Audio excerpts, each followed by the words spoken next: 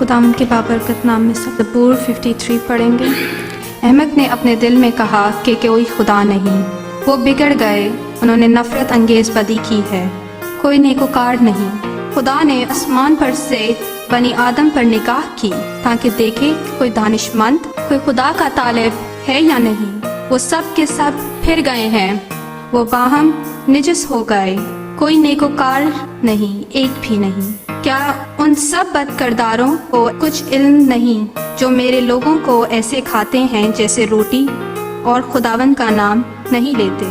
وہاں ان پر بڑا خوف چھا گیا، گو خوف کی کوئی بات نہ تھی، کیونکہ خدا نے ان کی ہڈیاں جو تیرے خلاف خیمہ زن تھے بکھیر دیں۔ تو نے ان کو شرمندہ کر دیا، اس لیے کہ خدا نے ان کو رد کر دیا۔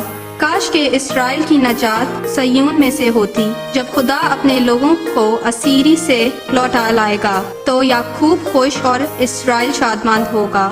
آمین۔